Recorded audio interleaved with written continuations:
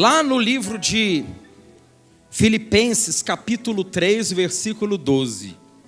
Olha que palavra abençoada para nós. Filipenses, capítulo 3, versículo 12. Fica no Novo Testamento. Você pode acompanhar também no telão aí a palavra. Não que eu o tenha já recebido, ou tenha já obtido a perfeição. Olha só. Mas prossigo para conquistar aquilo para o que também fui conquistado por Cristo Jesus. Quem falou isso? Quem falou isso? O grande apóstolo Paulo. Ele era um dos grandes vultos do Novo Testamento, foi Paulo. Foi o apóstolo que mais trabalhou, o que mais abriu igrejas, o que mais ganhou almas de todos os discípulos foi Paulo. A maioria das cartas e epístolas do Novo Testamento foi escrito por Paulo, inspirado pelo Espírito Santo. Então ele foi um homem muito usado, muito usado. E esse homem, apesar de ter toda essa bagagem espiritual, todo esse conhecimento, ele não se achava perfeito. Ele não achava que ele já tinha conquistado. Isso é uma coisa que você e eu temos que ter. Você sabe que tem pessoas que elas acham que já conquistaram tudo. Quando você começa a pensar assim, você para. Quando você começa a falar, não, agora eu já tenho tudo, agora já está bom, você para. Só que Deus, Ele quer que você cresça, cresça e cresça. Cada vez mais. Nunca pense, eu já alcancei tudo. Não. Você nem imagina o que Deus ainda quer fazer na sua vida. É muito maior, gente. É muito maior do que você já tem ou imaginou ter na vida.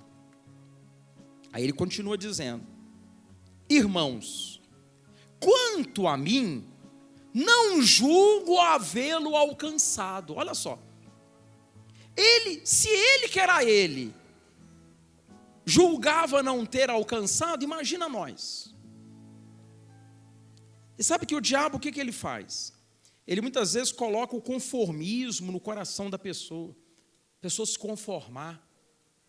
É lógico que se você olhar para baixo, sempre você vai encontrar alguém pior do que você. Vai ou não vai?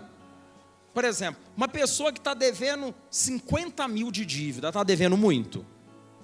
Está devendo bastante, né? Mas se ela olhar para baixo, ela vai achar outro que deve 100. E se ela olhar mais para baixo, ela vai achar outro que deve 200. Então ela fala assim, eu tenho que agradecer a Deus, eu só estou devendo 50, o outro está devendo 200. Graças a Deus, Senhor. Bom, tudo bem, em tudo dai graças, mas Ele não está mandando você se conformar.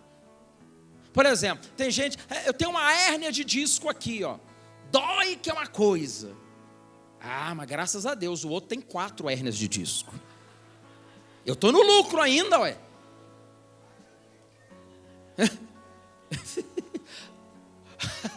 Não, você quer ver uma coisa? Eu tenho, o bispo Luiz está falando assim, aquele que tem um bico de papagaio. Pois é, o outro tem um galinheiro inteiro, né? É galinha, galo, pintinho, é tudo na cor. Não, o meu marido tem uma amante, graças a Deus, o da vizinha tem 3. Eu ainda estou bem ainda. O da vizinha não sobra nada para ela, porque as 3 amantes levam tudo. Eu só tenho um, tenho que agradecer. Peraí, que negócio é esse? Se você for olhar para baixo, você sempre vai encontrar alguém pior do que você. O diabo quer você olhando para onde? Para baixo. Não, eu estou ganhando salário mínimo, mas graças a Deus que tem gente que nem emprego tem.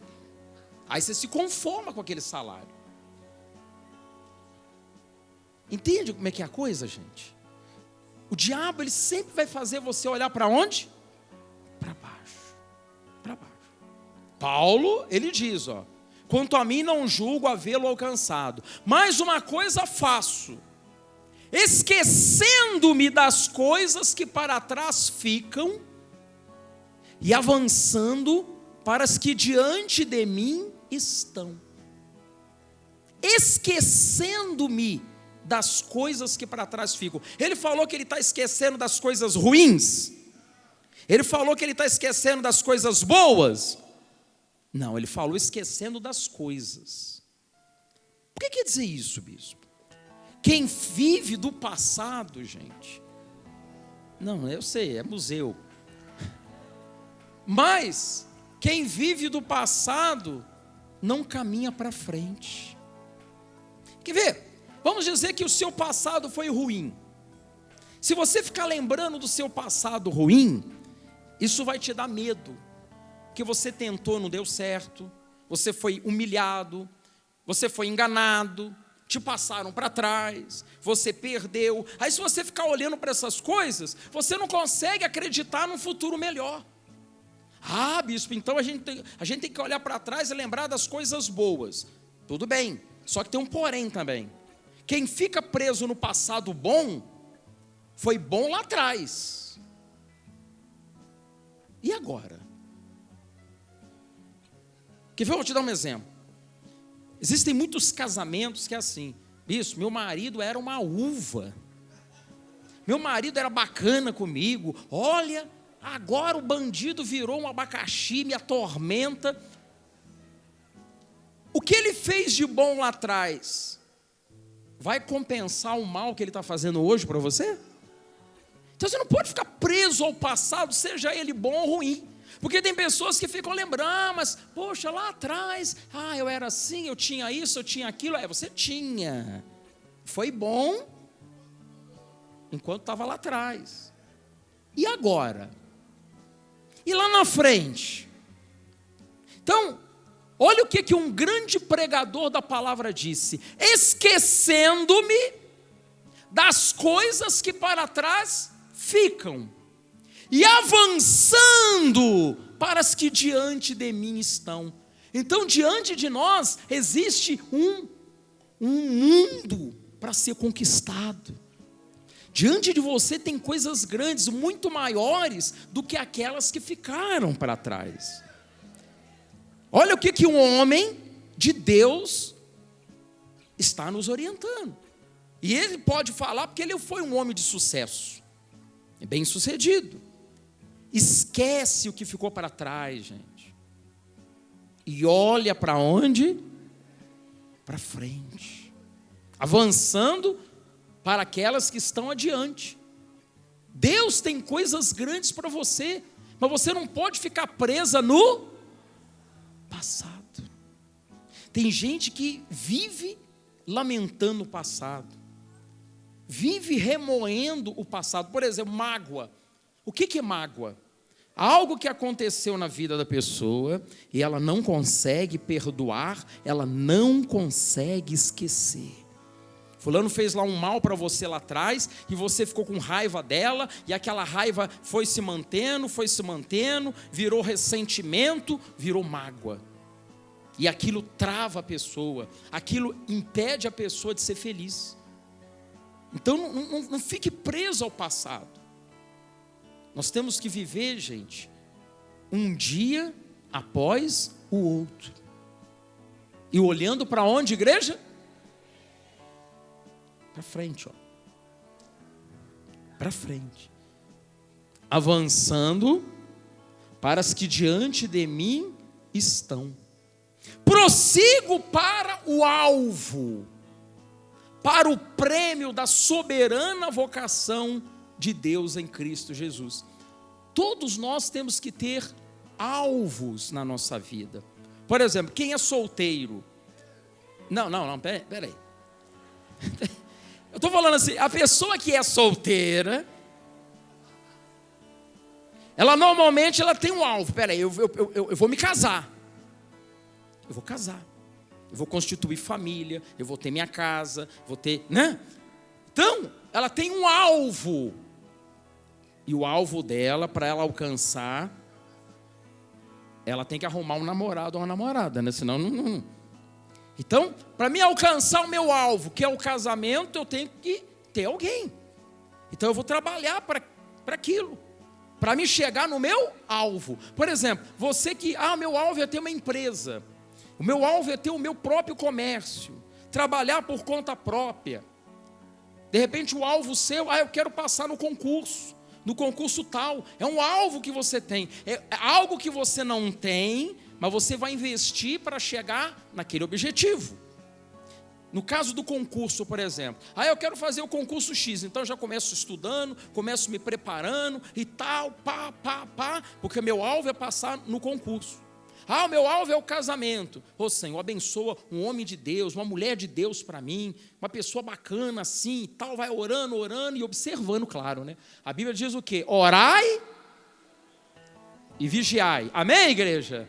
Não, mostra aí, irmão. Não é orar e vigiar.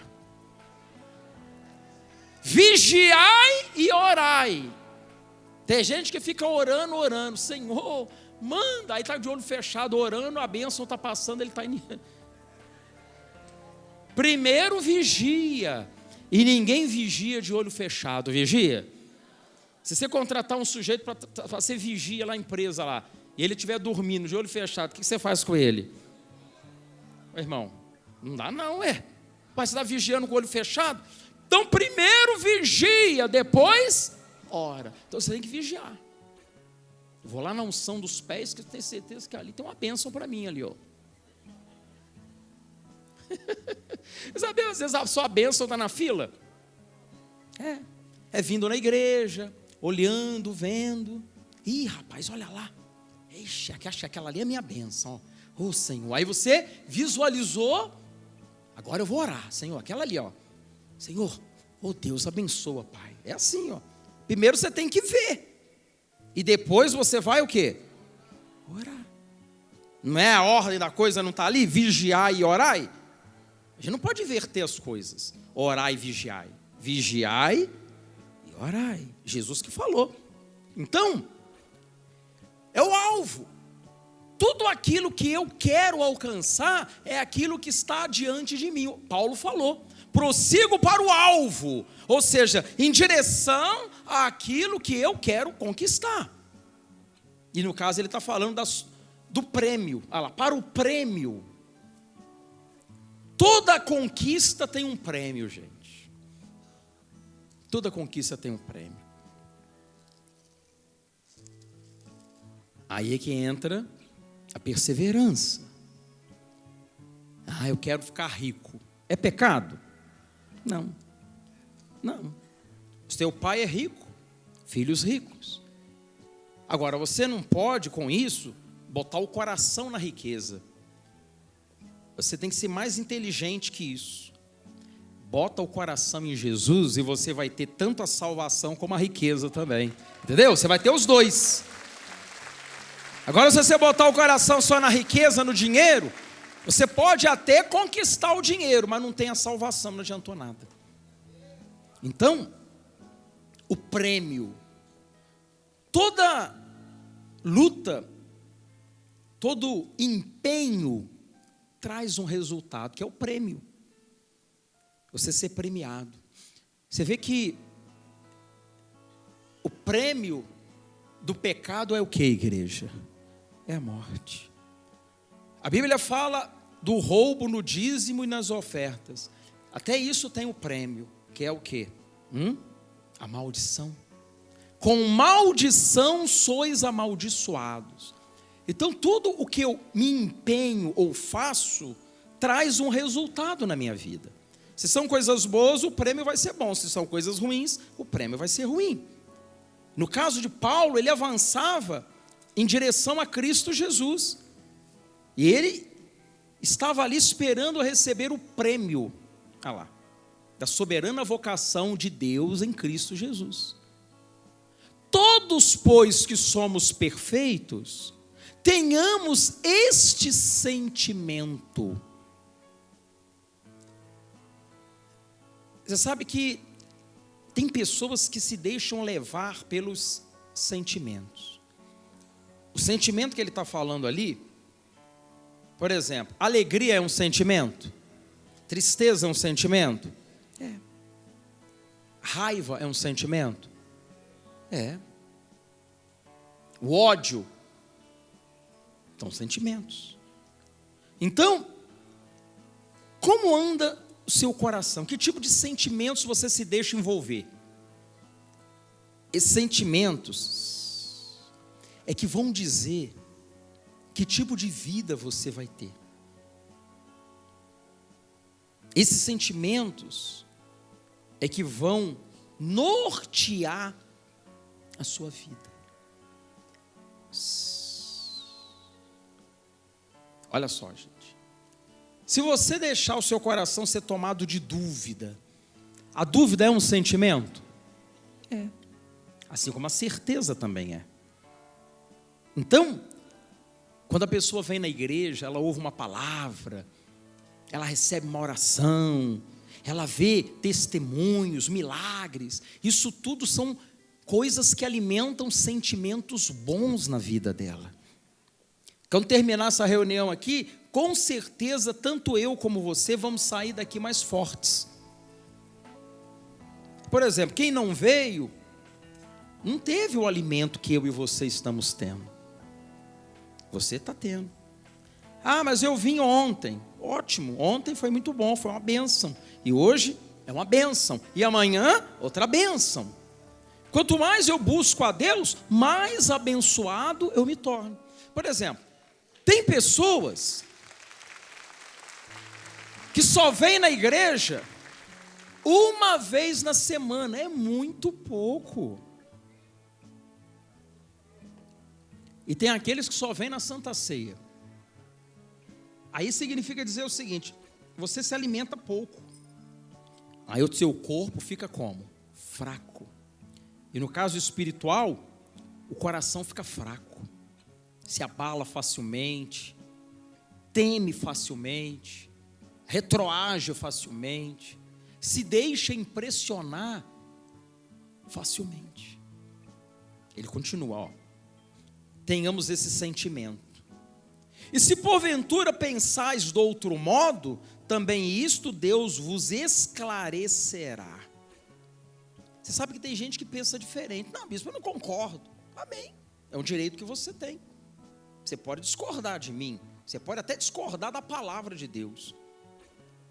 Mas que Deus esclareça e você entenda isso. Que Deus esclareça e você compreenda a palavra. Naquela parábola do semeador, a Bíblia fala que teve uma das sementes que caiu à beira do caminho. A semente era boa?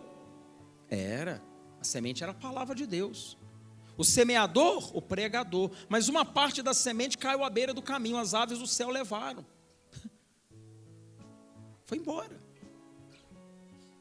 Outra parte caiu no terreno rochoso. Outra parte caiu no meio dos espinhos. E a quarta parte foi que caiu na boa terra. Então, eu estou pregando aqui a palavra, a grande maioria de vocês está entendendo, compreendendo. Mas mesmo a gente tentando explicar, tal, dando exemplo, sempre tem alguém que não entende. Infelizmente. Aqueles que até entendem, bispo, que legal, que bacana, é isso mesmo. Aí sai aqui, chegou no estacionamento já, aí vai tentar abrir a porta, não consegue, dá um chute no carro e xinga um palavrão. Esse aqui, ele caiu no terreno rochoso, sabia? Já dentro do estacionamento arruma quizumba aqui dentro. Mal saiu da igreja, já está arrumando uma confusão ali. Tem aqueles que ouvem a palavra, sai daqui bem e tal, chega em casa, é isso mesmo e tal, eu vou ficar firme com Jesus, mas passou um pouquinho, os cuidados do mundo sufocam. E há aqueles que ouvem essa palavra, aceitam de bom coração e produzem muitos frutos, gente. Muitos frutos ele produz. É a quarta parte. Qual dessas terras é o seu coração? A que produz bastante frutos. Por isso que Paulo fala. Ele fala aqui, né?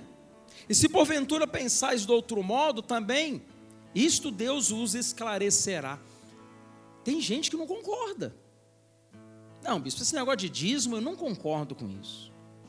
Mas está na Bíblia. Mas eu não concordo. E aí? Eu vou obrigar a pessoa a aceitar? Não vou, eu estou pregando, estou fazendo a minha parte, estou pregando a palavra, estou ensinando, estou mostrando. Mas tem gente que não concorda. Por exemplo, tem gente que acha que pode beber. Não, bispo, mas a Bíblia não proíbe beber. Eu posso tomar um golinho de vez em quando e tal, né? Aí, bom, se você acha assim, o que eu posso fazer? Quer andar na beira do barranco? Fica à vontade, ué. Mas eu estou falando, você vai andar na beira do barranco para quê? Para você cair? Então, há pessoas que... Você pensa que todo mundo que está aqui está concordando? Tem gente que não concorda, tem gente que discorda. Mas que Deus esclareça isso no seu coração, que você possa compreender a palavra, entender a palavra, e você ser muito abençoado. Diga graças a Deus, que é o que Deus quer. Que você seja muito abençoado, muito abençoado. Mas eu quero que você, ao sair daqui, sabe, você saia daqui olhando para frente, abençoado. Que você saia daqui, gente, ó, olhando para onde, igreja? Esquece o que ficou para trás. Eu antigamente gostava muito de ficar olhando o álbum de fotografia. Agora eu não estou fazendo isso mais não, sabia? Que dependendo da fotografia, tem gente que olha o álbum, aí ela abre assim e fala, meu Deus, olha como eu era jovem. Aí ela olha no espelho assim, aí olha no álbum de fotografia, entra em depressão. Sabia disso? Ah, mas eu não tinha barriga, agora essa barriga aqui cheia de pneu para tudo que é lado. Gente, Deus está lá preocupado com a sua barriga, com o pneu que você tem. Ah, mas eu não tinha esse papo aqui, a bochecha estava em cima, agora a bochecha está aqui caindo debaixo do queixo. Você acha que não é verdade isso aí? Aí a pessoa fica olhando, fica lembrando e tal, dá aquela nostalgia. Eu não sei se ele vai achar, eu acho que é Provérbios que fala, ou Eclesiastes. Diz assim que nós nunca devemos dizer assim, por que foram os dias anteriores melhores do que estes? Sabe onde está essa palavra? Tem gente que, o problema do passado é esse, a pessoa ficar vivendo do passado, olhando para trás, ela fica lamentando muitas vezes. Olha o que a Bíblia diz, gente, olha lá, a palavra, está onde, filho? Ó, Eclesiastes 7:10, jamais digas, por que foram os dias passados melhores do que estes? Pois não é sábio perguntar assim. Ah, naquela época era muito bom. Naquela época era assim. Por que naquela época eu era feliz, agora eu não sou?